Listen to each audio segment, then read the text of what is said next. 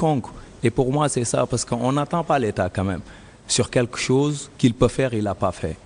Mais on les attend, justement, si on dépose un dossier, soit c'est oui, soit c'est non, et on avance. Moi, c'est surtout leur lenteur administrative qui ne facilite pas les choses. Qui facilite pas les choses, alors qu'ils travaillent tous les jours. En France, on dépose aujourd'hui, 2 semaines après ou 3 semaines, on a la réponse. Qu'est-ce que vous avez fait exactement, justement, dans le cadre de la sécurité routière, en fait? Ben, écoute, entre Thiès et Dakar, à Lomcagne, comme je suis né à Thiès, grandi là-bas, après, bon, comme j'ai dit tout à l'heure, j'ai eu la chance de voyager. Moi, j'avais vu un accident qui m'avait vraiment choqué. Et que voilà, aujourd'hui, j'ai eu la chance de revenir sur les lieux et que moi, à chaque fois je suis à Dakar, les week-ends, je suis sur Thiès, je passe sur cette même route. Et voilà, j'ai décidé de sonner l'alarme, quoi, pour faire quelque chose. Des panneaux. J'avais mis des panneaux de danger pour que les gens qui passent par là-bas sachent qu'il y a vraiment, il s'est passé quelque chose de dangereux là-bas. Et souvent même, hein, vous le voyez tous, à Lomcagne, comme on le dit, il y a toujours des accidents là-bas. Et voilà. Donc vous avez mis des panneaux sur ce parcours-là, justement, pour sensibiliser les gens. Voilà. Okay. Entrée de Thiès jusqu'à Pout. Abdoul. Moi, je voudrais revenir avec M. Sow, qui aurait dû s'appeler Dia, sur mon cheval de bataille, hein, qui est toujours cette question de l'immigration. Vous avez posé vos actions avec comme toile de fond cette lutte contre une certaine forme d'immigration. Et je trouve assez cocasse que justement ce soit la France qui aide à ce genre d'initiative, parce que c'est tout à fait dans son intérêt de maintenir les vagues africaines pour qu'elles ne viennent pas s'échouer sur les plages occidentales. Est-ce que vous risquez, vous n'avez pas un sentiment parfois d'instrumentalisation? Parce qu'aujourd'hui, c'est vrai qu'une certaine forme d'immigration est à bannir, mais en même temps, quand on voit ce qu'on propose ici, c'est le mur. D'accord. Aujourd'hui, je pense, et c'est ce que je disais lors d'une émission précédente, que les talents doivent s'exporter. Parce qu'on est dans une mondialisation où tout s'exporte, les biens, les personnes. Maintenant, dans certaines conditions, aller prendre des bateaux et s'échouer, mourir dans la mer, ça, moi, je suis contre. Mais est-ce que vous ne pensez pas qu'il faut plutôt essayer de voir comment récupérer les talents d'Afrique et les faire éclore là où il y a les moyens d'éclosion? Parce que si on prend l'exemple de tout ce qui se réussit, ce n'est pas ici, enfin, sur ce plan-là. Et c'est ce qu'on disait tout à l'heure, je vous l'ai dit, peut-être vous ne m'avez pas bien entendu. Je dis que, au fait, là, on veut justement développer. Ce qu'on veut développer, c'est de faire des concerts. Moi, je vois toujours que c'est que les rappeurs français qui viennent ici faire des shows. Pourquoi pas les Sénégalais aller là-bas, faire pareil qu'eux, et on les paye les mêmes cachets quand eux, ils viennent ici. Justement, c'est ça le combat. C'est ça. C'est ça. Il faut qu'aujourd'hui, notre culture voyage comme l'autre culture voyage. Voilà. Il est temps qu'aujourd'hui, en Afrique, on arrive à vivre comme tout le monde. Comme tout le monde. Voilà. Donc, nous vous remercions d'être passé sur ce plateau. C'est une émission qui a combien d'années maintenant? Qui a 3 ans de diffusion. 3 ans oui. de diffusion. 3 ans de diffusion. Sur la 2STV, bien sûr. Là, on est. Bien sûr. C'est vrai que c'est une émission mensuelle, je crois. Oh, oui, c'est une émission mensuelle de 26 minutes. De 26 minutes. Et rediffusée tous les 15 ans, au fait. D'accord. Donc, je pense qu'on va vous libérer parce que vous avez un avion à prendre. On a été très heureux de vous avoir sur ce plateau. Et nous vous souhaitons une bonne continuation. D'accord. En tout cas, merci de m'avoir reçu. Et pour l'émission, je vous remercie. Donc, avant de terminer cette émission avec Imani, on va passer à Madame Yacine Bodian qui a eu la patience depuis tout à l'heure d'attendre son tour. Donc après toutes les éloges que monsieur le docteur Alioune Sow a fait à l'égard de votre livre, bon, maintenant je pense qu'on sera très mal placé pour faire des critiques. Mais donc comme nous l'avons dit tout à l'heure, vous publiez aux éditions L'Harmattan Les Bois de Bessir, qui est votre deuxième roman, je crois. J'ai vu à travers la préface du professeur Alpha Amadouci, et il vous a un peu comparé à Sokhna Benga, qui est peut-être d'après lui pour la culture sérère ce que vous êtes vous pour la culture Diola. Je ne sais pas s'il n'a pas placé la barre un peu trop haute, parce que vous comparez déjà à la grande Sokhna Benga, oui, qui a fait 18 romans. Est-ce que vous ne pensez pas qu'il vous tresse des lauriers là? Oui, je pense en effet que c'est le cas. Bon, ça c'est juste mon deuxième roman, et exactement comme Sokhna Benga, je voulais faire quelque chose pour les Diola, et pas seulement eux, mais pour tout le reste du Sénégal, de l'Afrique et même de l'extérieur. Parce qu'en fait, les Diola ne sont pas connus, et la culture Diola également n'est pas connue. Donc j'ai vu qu'il y avait un vide quelque part qu'il fallait combler. Donc du coup, j'ai pensé écrire un roman sur la culture Diola pour que les gens puissent connaître un peu ce que c'est. Ouais. C'est vrai que je vous taquine un peu, mais c'est vrai que votre roman est très bien écrit. C'est vrai que c'est un peu paradoxal, les grands romanciers au Sénégal ne sont pas forcément des littéraires, c'est parfois voilà, des gens qui ont fait le droit, comme Sokhna Benga, vous avez fait des études de management, de gestion. Donc c'est vrai que le schéma narratif est bien construit, c'est bien écrit. C'est une histoire qui est très intéressante, c'est vrai, une histoire d'amour, peut-être qu'on pourrait dire. C'est vrai que vous, les femmes, vous êtes toujours très romantiques. Il y a un ami qui disait que la morale nue apporte de l'ennui. Donc, et je pense que c'est de la Fontaine. Donc, je voulais véhiculer un message, et il fallait que ce soit un peu pimenté par une histoire d'amour. Tout à fait. Ouais. Parce que donc, comme vous l'avez dit, vous avez un peu parlé, vous avez beaucoup parlé, c'est vrai, en filigrane de la culture Diola, un peu avec une initiation qui se passe un peu dans le bois sacré. C'est un peu, c'est vrai, les mêmes choses qui se passent un peu dans la culture sérère. C'est à quelques différences près, c'est exactement parfois la même chose. Donc vous nous avez un peu décrit ça. Mais c'est vrai que parfois on a du mal, vous essayez, je ne sais pas, quand vous parlez un peu de certaines croyances, vous avez essayé peut-être de nous expliquer comment il ne fallait pas faire d'amalgame entre des pratiques animistes et des pratiques culturelles qui sont peut-être des pratiques que des gens de croyances en une religion révélée peuvent faire sans pour autant que ce soit des pratiques associationnistes. Est-ce que vous maîtrisez bien ce que vous dites, ou bien est-ce que vous pensez que... Parce que si je prends l'exemple de ce que vous dites là, à la page 137, la croyance en ces fétiches étant fondée sur le vécu quotidien de faits réels, ils ne peuvent qu'être l'œuvre d'esprits puissants et invisibles, implantés quelque part dans les villages, qui ont comme père le Dieu tout-puissant. Ces esprits auraient donc pour rôle d'intercéder en faveur de l'homme auprès de Dieu. Ça, c'est vraiment la théorie des idolâtres, en fait. Par exemple, si on prend à l'origine la religion musulmane, c'est la théorie qu'avaient les idolâtres Khoresh pour dire que, voilà, que les idoles ont pour but d'intercéder entre le Dieu tout-puissant et les hommes. Oui, en effet, ce paragraphe, ça expliquait le Diola devant la religion musulmane.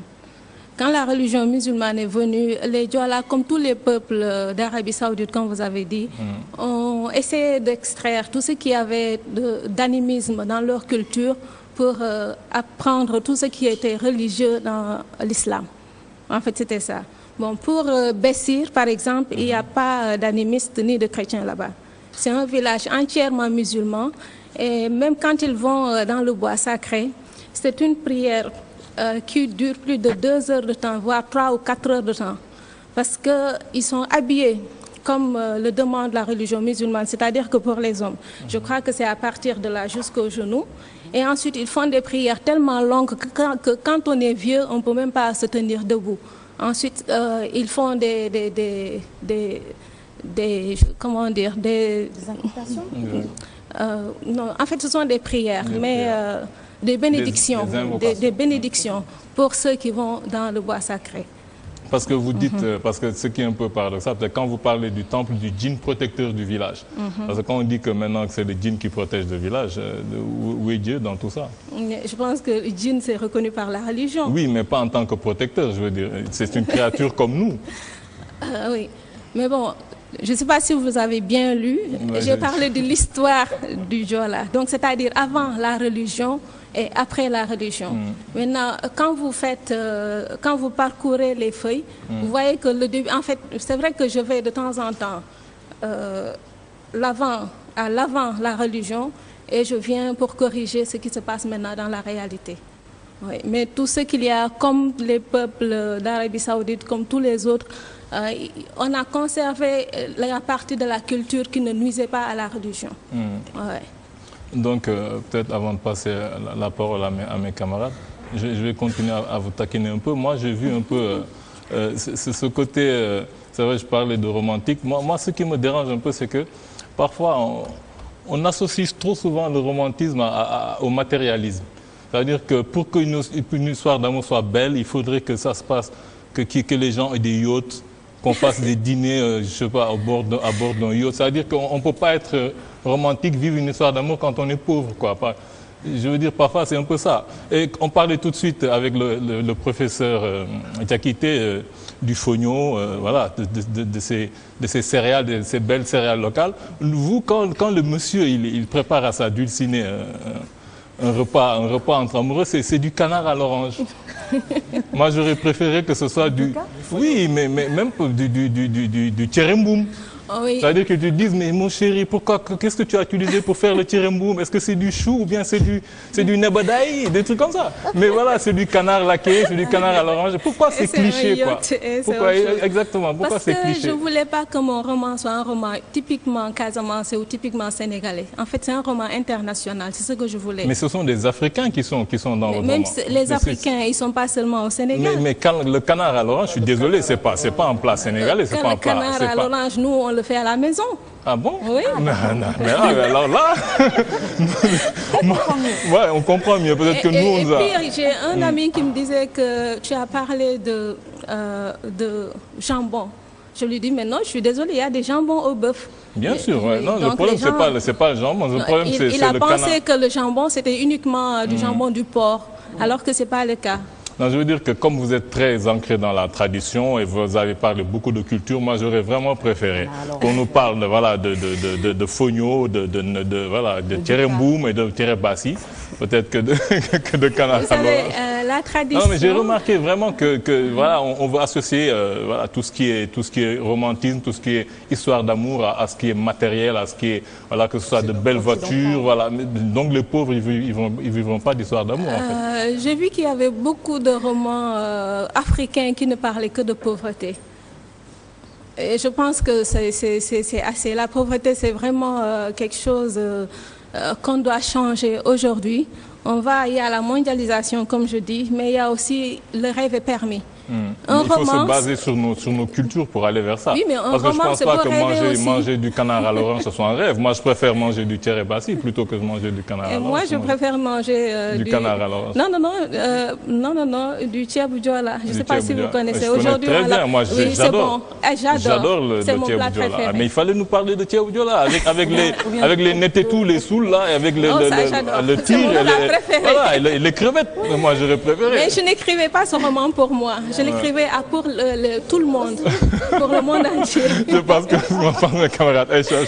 D'accord. Donc, en fait, moi, hormis le canard à l'orange, en fait, ce qui m'a le plus marqué, en fait, c'est la valeur culturelle et politique du livre.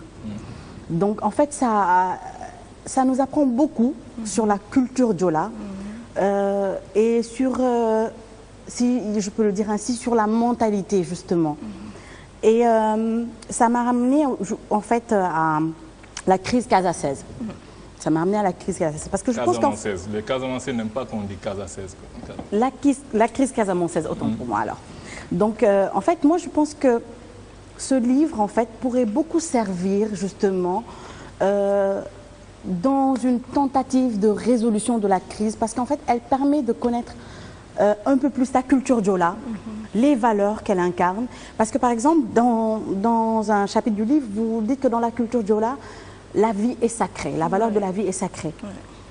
Mais aujourd'hui, en fait, moi je me demande, est-ce que la rébellion a perdu cette valeur du respect de la vie humaine aujourd'hui? Je me pose la question à savoir, parce qu'aujourd'hui, je pense que une meilleure connaissance de l'historique des valeurs de la culture Diola et des différentes cultures qui sont en Casamance, justement, parce qu'il n'y a pas que les Diola, permettront justement de mieux aborder les choses, mais sous un autre angle.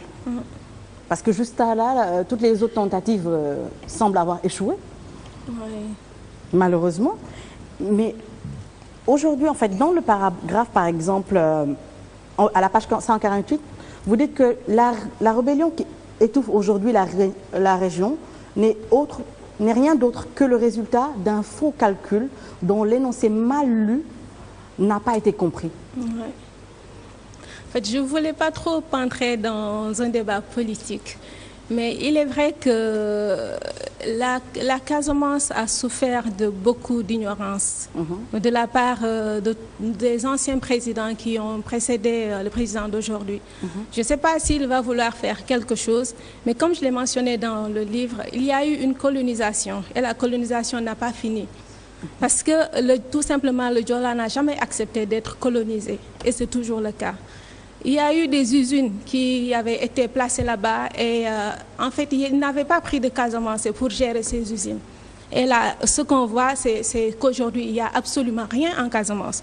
Mais je ne vais pas me plaindre parce que je ne suis pas seule dans ce cas. Les gens de Thiès, ils avaient souffert avant qu'Idrissa Seck ne soit là. Les gens de Fouta, tout le monde, Kédougou, et je ne blâme pas seulement l'État. Mais je me blâme moi en tant que Casamançaise et je blâme tous les Casamançais qui laissent faire. Parce que je pense que même si l'État ne fait rien, les Casamançais devaient prendre en charge leur économie et voir comment la mettre de l'avant. Mais bon, là, aujourd'hui, on ne peut pas dire que nous avons gardé nos valeurs sacrées parce que justement, les gens ont pensé qu'évoluer, c'est rompre avec la tradition. Donc, quand on rompt avec la tradition, on se sent perdu. On ne sait plus où on va. Et si aujourd'hui, le Casamançais peut ôter la vie d'un être humain alors que c'est quelque chose de sacré, c'est la catastrophe. Et c'est ce qui se passe. Mais je pense qu'en fait, si une personne qui avait pris une vie humaine, justement, était bannie. Bannie de la société.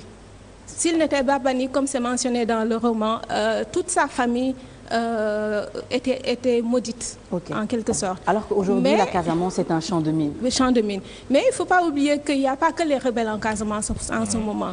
Tous les bandits, que ce soit de tous les pays africains, les mercenaires, ils sont en Casamance. Donc toutes les bandes armées dont on parle, ce ne sont pas des Casamançais.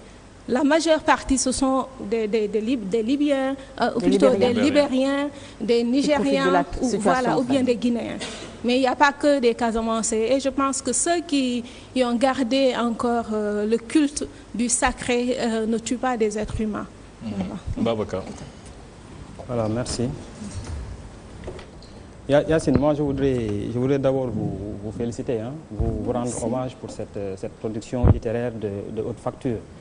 C'est vrai que je ne vais pas non plus quitter les sentiers tracés et laissés ici par le professeur Alusso, d'accord, parlant de ce livre, que Alun également a emprunté. Je suis assez prétentieux de ma part de vouloir les quitter. Je vais y rester, mais essayer d'évoluer sous certains autres aspects. En définitive, vous participez avec cette production-là à enrichir notre patrimoine culturel, scientifique. C'est salutaire, d'autant plus que vous êtes une dame. Donc, je vous rends hommage. En lisant votre livre aussi, je retrouve une certaine fierté. C'est une fierté dans le sens simplement où vous rendez hommage un peu à l'Afrique conservatrice. Je veux dire, cette Afrique-là qui a refusé de perdre son âme, vraiment. Parce que quand on revisite encore l'histoire, l'Afrique, notre chère Afrique-là, le continent, il faut le dire, qui a été le plus maltraité. D'accord. Il va dire que l'Afrique a la forme d'un cœur brisé, quoi. Ça, j'avais pas remarqué, mais c'est... Elle a raison. Elle a raison. On en parle avec le cœur. Il faut qu'on en parle et qu'on voit l'avenir en face de nous. Mais nous avons été véritablement spoliés, attaqués, détruits, agressés, etc. Nous avons subi toutes les affres d'une certaine colonisation, d'accord, et avant ça de l'esclavage, etc. Presque durant 1000 ans, c'est vrai, parce qu'il faut qu'on pose le débat pour oser dire que beaucoup d'autres peuples ont été colonisés, ont subi de l'esclavage, c'est vrai. L'Europe l'a subi, d'accord, les États-Unis l'ont subi, etc.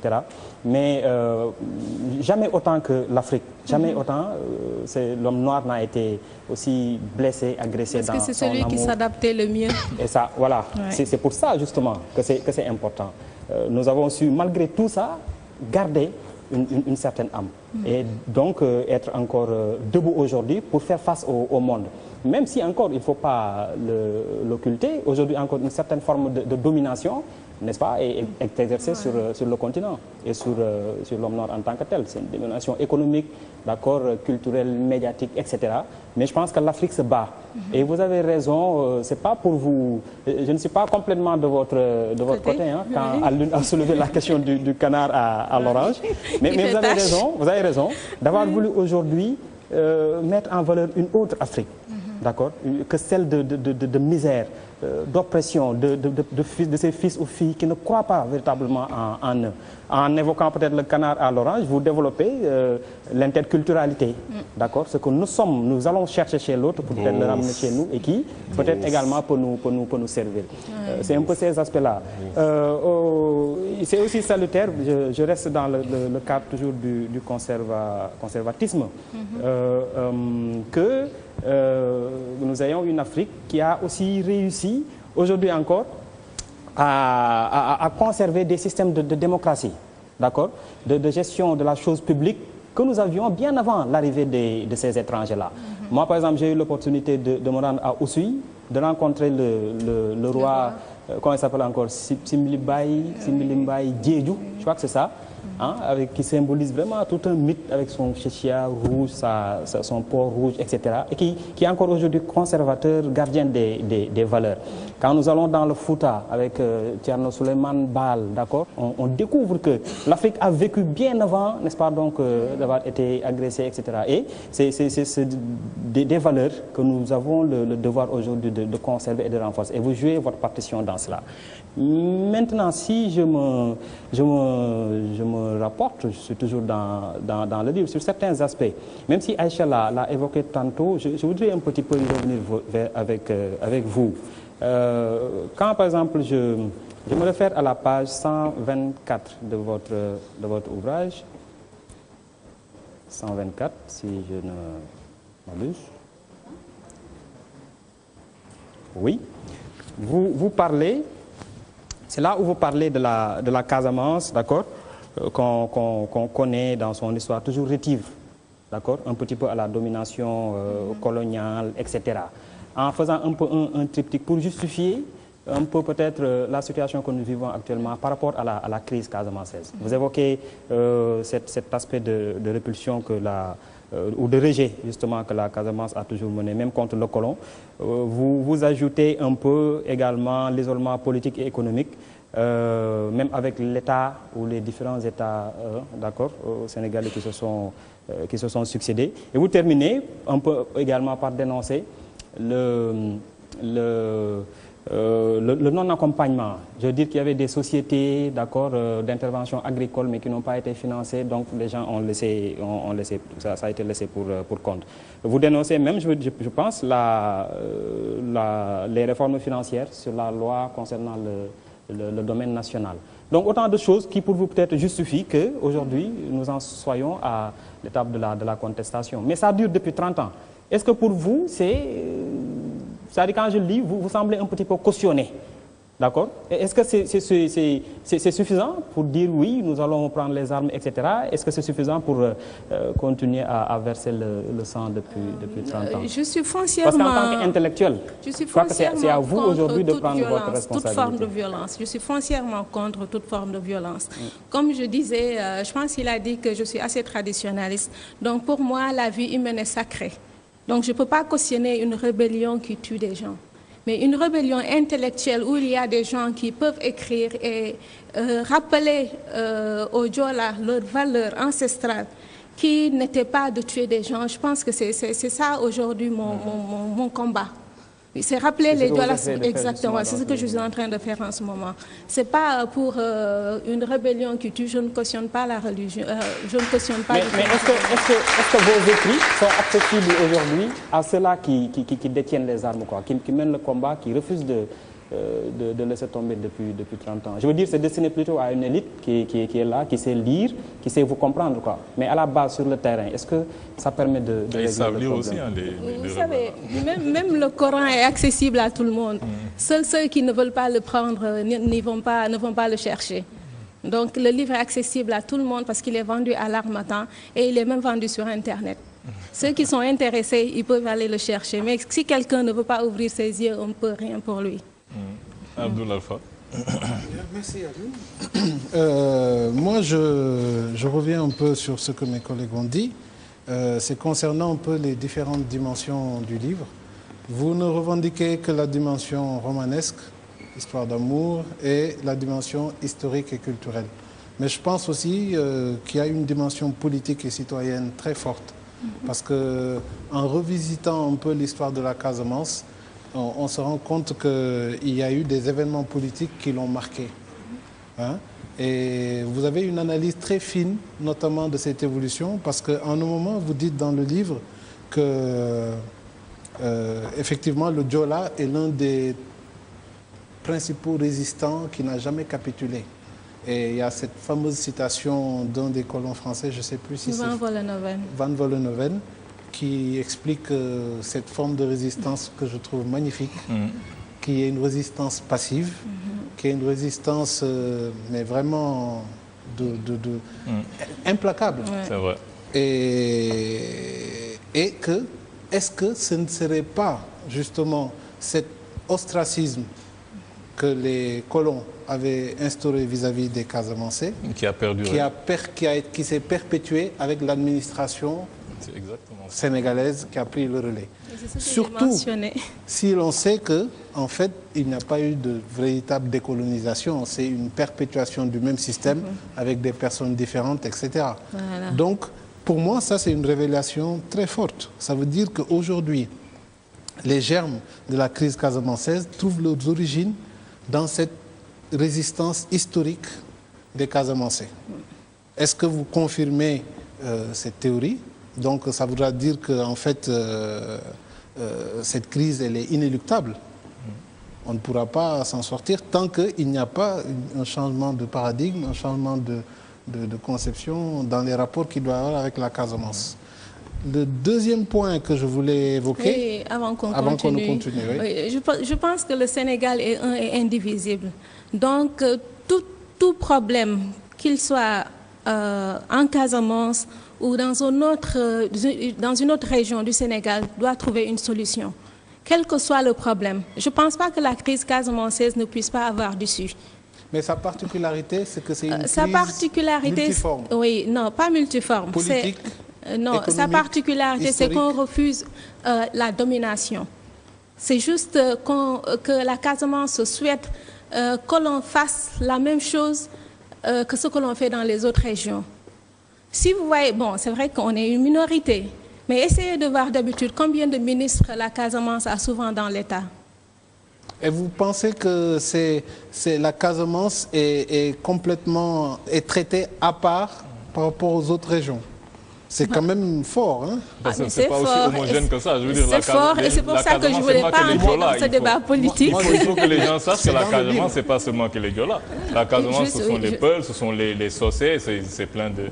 Il y a beaucoup de... Et dans la rébellion, ce ne sont pas les Diola. Les Diola sont minoritaires en Casamance. Oui, et dans la rébellion, ce ne sont pas les Diola. Si vous allez voir dans l'histoire, la rébellion n'a pas commencé avec des Diola. Mais est-ce qu'on peut dire aujourd'hui que les pouvoirs actuels, juste depuis une vingtaine d'années, ont encore cette culture coloniale d'isoler? Je pense qu'aujourd'hui, il y a une incapacité de nos gouvernants, mais qui s'applique sur l'ensemble du pays. Comme elle a dit. Je veux dire, ce n'est pas seulement la Casamance. Ouais. Donc, il n'y a pas, quand on parle de la particularité de la Casamance, ce n'est pas par rapport au mode de gestion que l'État applique à la Casamance particulièrement. Il y a d'abord la particularité géographique, qui se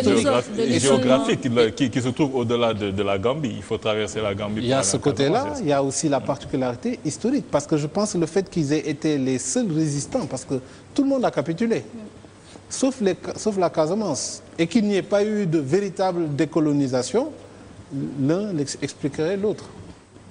Oui, mais comme je viens de dire, le Sénégal est un et indivisible. Donc, s'il y a problème aujourd'hui, les autorités doivent trouver une solution.